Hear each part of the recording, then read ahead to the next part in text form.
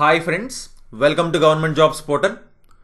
So ఈ వీడియోలో మనం పద్మ అవార్డులు 2024కు సంబంధించి ముఖ్యమైన పాయింట్స్, వెరీ ఇంపార్టెంట్ పాయింట్స్ అన్నీ కూడా మనం ఈ వీడియోలో తెలుసుకుందామండి. సో ఈ వీడియో నచ్చితే తప్పకుండా లైక్ చేయండి, అలాగే మీ ఫ్రెండ్స్ అందరు కూడా కంపల్సరీగా షేర్ చేయండి. సో చూసుకోండి, మనకి పద్మ అవార్డులు అనేవి అత్యున్నత పౌర పురస్కారాల్లోని ఇవి కూడా ఒక అవార్డులు అనమాట. ఓకేనా? బట్ మన భారతదేశంలోనే అత్యున్నత పౌర పురస్కారం, హైయెస్ట్ సివిలియన్ అవార్డు ఏది అంటే భారత్ రత్న. ఏదండి? భారత్ రత్న. సో భారత్ రత్న తర్వాత మనకి ఈ పద్మ అవార్డులు అనేవి రావడం జరుగుతుందన్నమాట. అవునా? భారత్ రత్న తర్వాత మనం చూసుకుంటే తర్వాత పద్మ అవార్డులు అత్యున్నత పౌర పురస్కారాల్లో వస్తాయి. సో భారత్ రత్న తర్వాత పద్మ విభూషణ్ వస్తుంది 2వ స్థానంలో, 3వ స్థానం వచ్చేసి పద్మభూషణ్ వస్తుంది, 4వ స్థానం పద్మశ్రీ వస్తుంది అనమాట. అయితే వెరీ ఇంపార్టెంట్ పాయింట్ ఇక్కడ, చాలా ఇంపార్టెంట్. భారత్ రత్న 2024లోని మనకి కర్పూరి ఠాకూర్ గారికి ఇవ్వడం జరుగుతుందండి. కాకపోతే ఇది మరణానంతరం ఇస్తున్నారనమాట భారత్ రత్న ఇతనికి.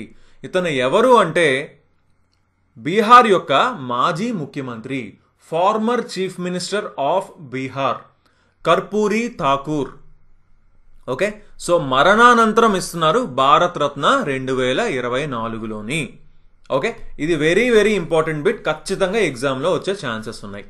సో అలాగే ఓకే, పద్మ విభూషణ్ ఎవరికి ఇస్తారు అంటే అసాధారణమైన మరియు విశిష్ట సేవలకు ఈ పురస్కారం అందించడం జరుగుతుంది. అలాగే పద్మభూషణ్ ఎవరికి ఇస్తారు? ఉన్నత స్థాయి విశిష్ట సేవకు ఈ అవార్డు అనేది ఇవ్వడం జరుగుతుంది. అలాగే పద్మశ్రీ అయితే ఏ రంగంలోనైనా విశిష్ట సేవలు అందించినందుకు ఈ అవార్డు ఇవ్వడం జరుగుతుంది అనమాట. ఓకే, సో పద్మ అవార్డులు అనేవి ఏ విభాగాలు, ఏ రంగాలలో ఇస్తారు అని కూడా క్లియర్గా ఇక్కడ మనకి కనిపిస్తుంది. ఏంటి? కళారంగం, అలాగే సామాజిక సేవ, అలాగే ప్రజా వ్యవహారాలు, అలాగే సైన్స్ మరియు ఇంజనీరింగ్, వాణిజ్యం మరియు పరిశ్రమలు, వైద్యం, సాహిత్యం మరియు విద్య, క్రీడలు, పౌరసేవ మొదలైనవి అనమాట. సో ఏ ఫీల్డ్లో అయినా సరే మనకి ఈ పద్మ అవార్డ్స్ అనేవి ఇవ్వడం జరుగుతుంది. ఓకేనా? So very important. సో ప్రతి సంవత్సరం ఎప్పుడు ఇస్తారు అంటే గణతంత్ర దినోత్సవం సందర్భంగా ఈ అవార్డుల్ని, పద్మ అవార్డుల్ని ఇవ్వడం జరుగుతుందండి. ఓకేనా? నార్మల్గా సాధారణంగా చూసుకుంటే మనకి రాష్ట్రపతి భవన్లోని మార్చ్ లేదా ఏప్రిల్లోని భారత రాష్ట్రపతి ప్రదానం చేస్తారనమాట. భారత రాష్ట్రపతి ఇవ్వడం జరుగుతుంది. సో ఎప్పటి నుంచి ఇస్తున్నారు ఈ అవార్డులు, ఎప్పుడు స్థాపించారు ఈ పద్మ అవార్డ్స్ అంటే 1954, 1954 నుంచి ఈ అవార్డ్స్ అనేవి ఇవ్వడం జరుగుతుందన్నమాట. Very important. సో మనకి ఇప్పుడు 2024లో పద్మ అవార్డుల సంగతి మనం మాట్లాడుకుంటే మొత్తం 132 పద్మ అవార్డులు ఇవ్వడం జరిగిందండి. ఆ 132లోని 2 జంటలకు వచ్చాయన్నమాట. అంటే ఇద్దరికి కలిపి ఒకటే అవార్డు ఇస్తారు. ఓకేనా? అలాగా 2 జంటలకి అవార్డులు అనేవి రావడం జరిగింది. సో ఈ 132లోనే ఈ 2 జంటలు కూడా ఉన్నాయన్నమాట. ఓకేనా? సో టోటల్ అయితే 132 పద్మ అవార్డ్స్ ఇవ్వడం జరిగింది.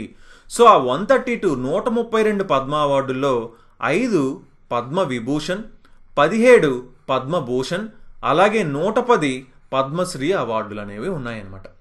సో వెరీ ఇంపార్టెంట్ ఏంటి అంటే ఈ 5 పద్మ విభూషణ్, అలాగే 17 పద్మభూషణ్ అండి.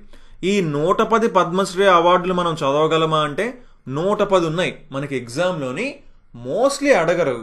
బట్ మనం అయితే ఆంధ్రప్రదేశ్ అండ్ తెలంగాణలో వచ్చిన వాళ్ళందరిది మెయిన్ ఇంపార్టెంట్గా మనం చూడడం జరుగుతుంది అనమాట పద్మశ్రీ అవార్డ్స్ అయితే. మిగిలిన ఈ పద్మ విభూషణ్ అండ్ పద్మభూషణ్ అయితే మాత్రం వెరీ ఇంపార్టెంట్. ఖచ్చితంగా ఈ 22 అవార్డ్స్ ఖచ్చితంగా నేర్చుకోవాలి ఎవరికి వచ్చింది అనేది. ఓకేనా? సో అలాగే ఈ 132 పద్మ అవార్డులోని 30 మంది మహిళలు ఉన్నారంట. ఓకే, అలాగే ఒక 8 మంది విదేశీయుల వర్గానికి చెందిన వ్యక్తులు ఉన్నారంట. ఓకే, అలాగే 9 మంది మరణానంతర అవార్డు గ్రహీతలు ఉన్నారు. అంటే పోస్టుమస్ అంటాం అన్నమాట ఇంగ్లీష్లో. Okay, so very important. ఇవన్నీ కూడా ఇంపార్టెంట్ అండి. 30 మంది మహిళలకు వచ్చింది, 8 మంది విదేశీయుల వర్గానికి చెందిన వ్యక్తులకు వచ్చింది. అలాగే 9 మంది మరణానంతరం అవార్డు గ్రహీతలు వచ్చారు. సో చూసుకోండి, టోటల్ 132 అవార్డులు, 5 పద్మవిభూషణ్, 17 పద్మభూషణ్, 110 పద్మశ్రీ అవార్డులు. ఓకేనా? సో ఇప్పుడు మనం ఫస్ట్ పద్మవిభూషణ్ అవార్డ్స్ మనం చూద్దాం. ఓకే, ఇది మనం పీడిఎఫ్లోని ఒరిజినల్ పీడిఎఫ్లో తీసుకోవడం జరిగింది. ఇక్కడ పోస్టుమస్ అంటే అర్థం ఏంటి అంటే మరణానంతరం అని అర్థం. సో దీన్నే మనం తెలుగులో కూడా క్లియర్గా ఇచ్చాం. చూడండి, మొత్తం పద్మవిభూషణ్ అవార్డ్స్ 5 రావడం జరిగిందనమాట. 5 పద్మవిభూషణ్ అవార్డ్స్ అనేవి ఇవ్వడం జరుగుతుంది. ఫస్ట్ శ్రీమతి వైజయంతిమాల బాలి. ఈవిడ తమిళనాడుకు చెందిన ఆర్ట్ ఫీల్డ్కి చెందిన వారు అనమాట, తమిళనాడు. ఓకే, అలాగే కొనిదెల చిరంజీవి, అందరికీ తెలుసు, చిరంజీవి గారికి కూడా మన ఆంధ్రప్రదేశ్ ఆర్ట్కి సంబంధించి పద్మవిభూషణ్ అనేది రావడం జరిగిందనమాట. వెంకయ్య నాయుడు గారు కూడా అందరికీ తెలుసు, పబ్లిక్ అఫైర్స్ ఫీల్డ్కి గాను ఇవ్వడం జరిగింది, పద్మవిభూషణ్ ఇవ్వడం జరుగుతుంది. ఓకే, అలాగే బిందేశ్వర్ పాఠక్ సామాజిక సేవకి, చూసుకోండి ఇక్కడ మరణానంతరం అని క్లియర్గా ఉంది, పోస్టుమస్ అన్నమాట, బీహార్కి చెందినవారు. అలాగే పద్మా సుబ్రహ్మణ్యం ఆర్ట్ ఫీల్డ్ తమిళనాడుకు చెందినవారు. సో వీళ్ళ గురించి ఒకసారి మెయిన్ పాయింట్స్ అన్నీ కూడా మనం చూద్దాం. చూసుకోండి, మొదటగా మనం ఏం చూసాం, శ్రీమతి వైజయంతిమాల బాలి తమిళనాడుకు చెందిన ఆర్ట్ ఫీల్డ్కి సంబంధించిన వాళ్ళు. ఎవరంటే ఈవిడ ఒక నటి మరియు నర్తకి మరియు పార్లమెంటేరియన్ కూడా అండి. ఓకేనా? సో అత్యుత్తమ నటీమణులు మరియు నృత్యకారుల్లో ఒకరిగా పరిగణించబడ్డారు. అలాగే ఈవిడికి ఒక 5 ఫిల్మ్ఫేర్ అవార్డులు, అలాగే BFJA 2 అవార్డులు కూడా రావడం జరిగింది.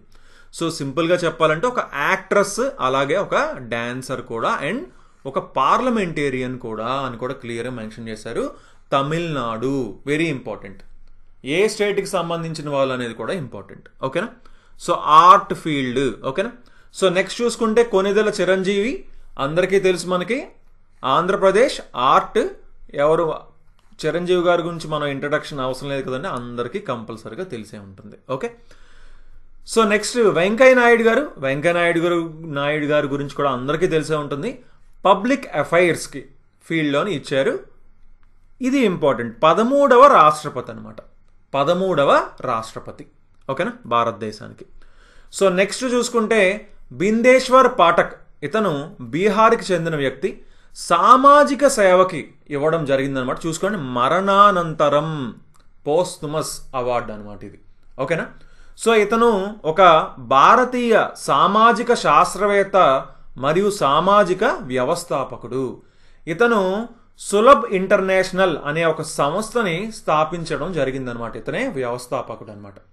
ఇది చూసుకోండి, మానవ హక్కులు, పర్యావరణ పరిశుభ్రత, సాంప్రదాయేతర ఇంధన వనరులు, వ్యర్థాల నిర్వహణ మరియు విద్య ద్వారా సామాజిక సంస్కరణలను ప్రోత్సహించే భారతదేశానికి చెందిన సామాజిక సేవా సంస్థ అనమాట ఇది. ఓకే, సో ఇది కూడా వెరీ వెరీ ఇంపార్టెంట్.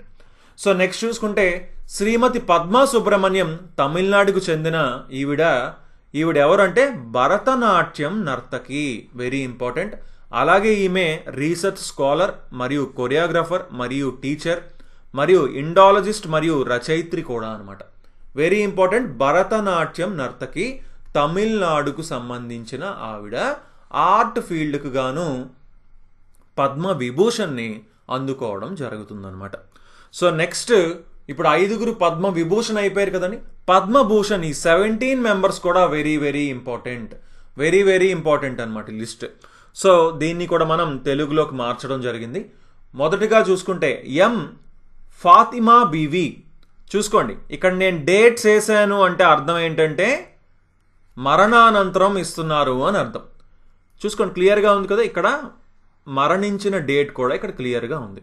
సో మరణానంతరం ఈవిడికి పద్మభూషణ్ అవార్డు ఇవ్వడం జరుగుతుంది. ఏ ఫీల్డ్కి?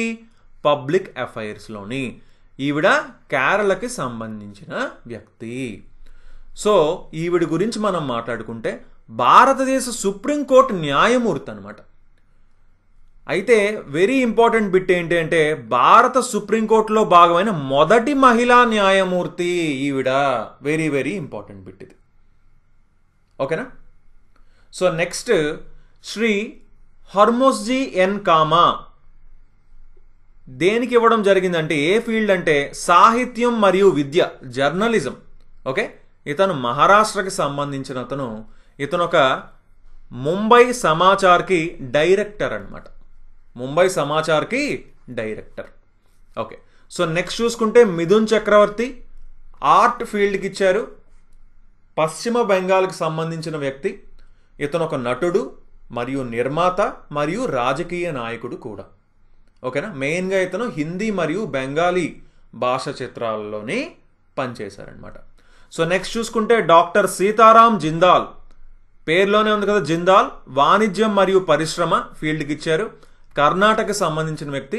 చూసుకోండి, జిందాల్ అల్యూమినియం లిమిటెడ్ జేఏఎల్ వ్యవస్థాపక చైర్మన్ మరియు మేనేజింగ్ డైరెక్టర్ అనమాట ఇతను. ఓకే, శ్రీ యంగ్ లియు వాణిజ్యం మరియు పరిశ్రమ, తైవాన్కి చెందిన అతను. ఫాక్స్కాన్ యొక్క చైర్మన్ అనమాట. ఇది వెరీ ఇంపార్టెంట్ బిట్ కింద మనం చెప్పుకోవచ్చు. ఓకేనా? సో నెక్స్ట్ చూసుకుంటే అశ్విన్ బాలచంద్ మెహతా మెడిసిన్ ఫీల్డ్కి ఇచ్చారు. మహారాష్ట్రకు సంబంధించిన వ్యక్తి. ఇతను ఎవరు అంటే ఇంటర్నేషనల్ కార్డియాలజీ మార్గదర్శకుల్లో ఒకరనమాట. ఓకేనా? అలాగే నెక్స్ట్ చూసుకుంటే సత్యవ్రత ముఖర్జీ. చూసుకోండి, ఇక్కడ డేట్ వేసామంటే ఏంటి అర్థం? మనకి పోస్తుమస్, మరణానంతరం ఈ అవార్డు ఇస్తున్నారని అర్థం. పబ్లిక్ అఫైర్స్ ఫీల్డ్లో ఇచ్చారు. పశ్చిమ బెంగాల్కి సంబంధించిన వ్యక్తి. ఇతను ఒక మాజీ కేంద్ర మంత్రి. సో నెక్స్ట్ చూసుకుంటే రామ్ నాయక్ పబ్లిక్ అఫైర్స్ ఫీల్డ్కి మహారాష్ట్ర సంబంధించిన వ్యక్తి. ఇతను భారతీయ జనతా పార్టీకి చెందిన ప్రముఖ రాజకీయ నాయకుడు. అలాగే ఉత్తరప్రదేశ్కి 19వ గవర్నర్గా కూడా పనిచేయడం జరిగిందనమాట ఇతను. ఓకేనా? సో నెక్స్ట్ లిస్ట్ మనం చూసుకుంటే ఇంకా మనం పద్మభూషణ్లో ఉన్నాం. మొత్తం 17 మెంబర్స్ కదండి. ఫాస్ట్గా చూద్దాం. శ్రీ తేజస్ మధుసూదన్ పటేల్ మెడిసిన్ రంగానికి ఇచ్చారు. గుజరాత్ అనమాట. ఇతను అహ్మదాబాద్కు చెందిన చీఫ్ ఇంటర్నేషనల్ కార్డియాలజిస్ట్. ఓకేనా? అలాగే అపెక్స్ హార్ట్ ఇన్స్టిట్యూట్ అహ్మదాబాద్లోని ఇతను చైర్మన్ అనమాట.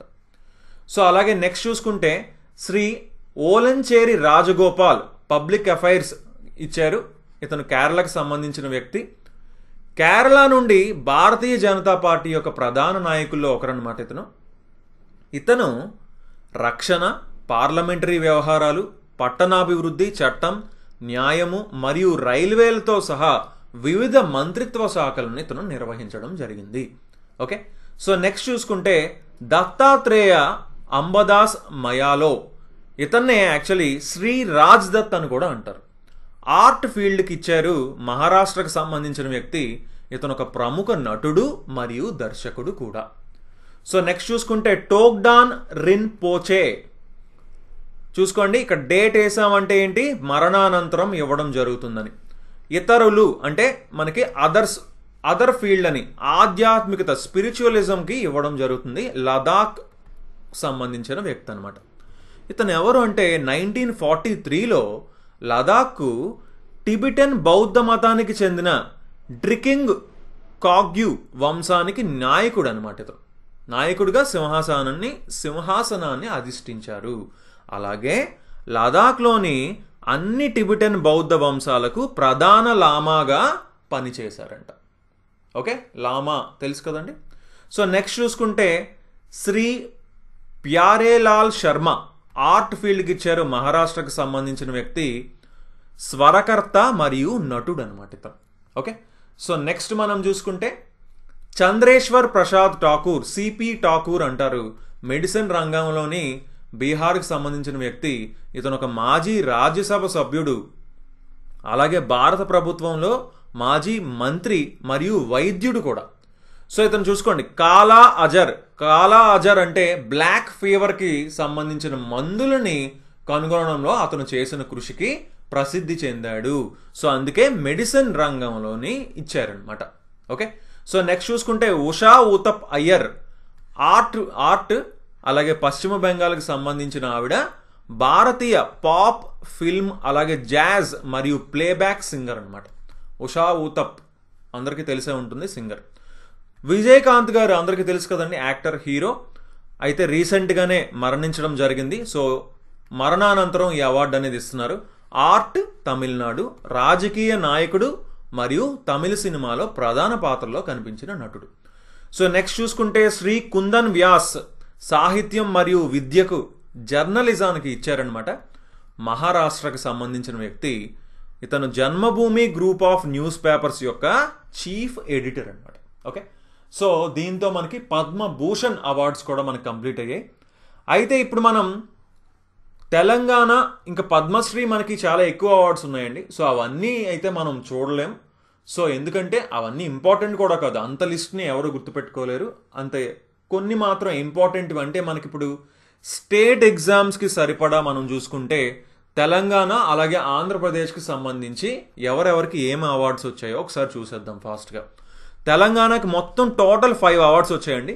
ఆ 5 కూడా పద్మశ్రీ అవార్డ్సే అనమాట. ఓకేనా, అంటే తెలంగాణలో ఉన్న వారికి. ఓకేనా, 5గురికి రావడం జరిగింది. 5గురికి పద్మశ్రీ అవార్డ్స్ వచ్చాయి. మొదటిగా చూసుకుంటే ఏ వేలు ఆనందచారి ఆర్ట్ ఫీల్డ్కి ఇచ్చారు. ఇతను ప్రపంచవ్యాప్తంగా సుమారు 1000 దేవాలయాలను రూపొందించిన మాస్టర్ స్థపతి శిల్పి అనమాట. ఓకే, సో అలాగే నెక్స్ట్ చూసుకుంటే దాసరి కొండప్ప, ఇతనికి కూడా ఆర్ట్కే ఇచ్చారు. నారాయణపేటకు చెందిన బుర్రవీణ వాద్యకారుడు. ఓకేనా, అంటే చాలామంది ఇప్పుడు ఇతనే లాస్ట్ అతను అని అంటున్నారు. ఓకేనా, సో నెక్స్ట్ చూసుకుంటే గడ్డం సమ్మయ్య ఆర్ట్కి సంబంధించే ఇతను జనగాం నుండి చిందు యక్షగానం రంగస్థల కళాకారుడు అనమాట. ఓకే, చిందు యక్షగానం రంగస్థల కళాకారుడు. సో నెక్స్ట్ చూసుకుంటే కెతావత్ సోమ్లాల్ సాహిత్యం మరియు విద్య, బంజారా భగవద్గీత రచయిత. సో భగవద్గీతని బంజారా లంబాడీ లాంగ్వేజ్లోకి ఇతను మొత్తం ట్రాన్స్లేషన్స్ అనేవి చేసే రచయిత అనమాట. ఓకే, సో నెక్స్ట్ చూసుకుంటే శ్రీ కూరెళ్ళ విఠలాచార్య సాహిత్యం మరియు విద్యకి ఇచ్చారు. ఇతను ఒక తెలుగు కవి మరియు రచయిత. అలాగే అతను గ్రామాల్లో గ్రంథాలయాలను స్థాపించారనమాట. మరియు 22 పుస్తకాలని ఇతను రచించడం జరిగింది. ఈ గ్రంథాలయం కూడా చాలా ఫేమస్ అయింది. రీసెంట్గా ఒకసారి ప్రైమ్ మినిస్టర్ మోదీ గారు కూడా మన్ కీ బాత్లోనే ఒకసారి చెప్పడం జరిగింది అనమాట ఇతని గురించి కూడా. ఓకేనా, సో నెక్స్ట్ ఇప్పుడు తెలంగాణలో మొత్తం 5గురికి పద్మశ్రీ వచ్చింది. ఆ 5గురిని మనం చూడడం జరిగింది. నెక్స్ట్ ఆంధ్రప్రదేశ్లో చూసుకుంటే మనకి మొత్తం 3 అవార్డ్స్ వచ్చాయి, పద్మ అవార్డ్స్. అందులో పద్మవిభూషణ్ 2 అయితే పద్మశ్రీ 1 అనమాట. పద్మవిభూషణ్ ఆల్రెడీ చూసాం, Konidela Chiranjeevi art, Venkaiah Naidu public affairs. అలాగే పద్మశ్రీ అయితే మనం చూసుకుంటే శ్రీమతి ఉమామహేశ్వరి డి. ఈవిడ ప్రపంచవ్యాప్తంగా వివిధ రాగాలలో ప్రదర్శించిన మొదటి మహిళా హరికథా విద్వాంసురాలు. ఓకేనా, హరికథా విద్వాంసురాలు అంటే ప్రపంచవ్యాప్తంగా ఈవిడ ప్రదర్శించారనమాట. ఈవిడే మొదటి మహిళా హరికథా విద్వాంసురాలు. ప్రపంచవ్యాప్తంగా ప్రదర్శించిన వారిలో మొదటి మహిళ అనమాట. ఓకేనా, సో వెరీ ఇంపార్టెంట్. మనం అందుకే ఆంధ్రప్రదేశ్ తెలంగాణ కూడా చూడడం జరిగిందండి. So okay guys, thanks for watching. So మీకు ఇంకేమైనా డౌట్ ఉంటే తప్పకుండా కింద కామెంట్ చేయండి. సో నెక్స్ట్ వీడియోస్లో మరిన్ని కరెంట్ అఫైర్స్ రిలేటెడ్ టాపిక్స్ అన్నీ కూడా మన ఛానల్లో చూడడం జరుగుతుంది. సో అవేవి కూడా మిస్ కాకుండా ఉండాలంటే మా ఛానల్కి సబ్స్క్రైబ్ చేసుకొని పక్కనున్న బెల్ ఐకాన్ తప్పకుండా క్లిక్ చేయండి. So thanks for watching and have a nice day. Bye.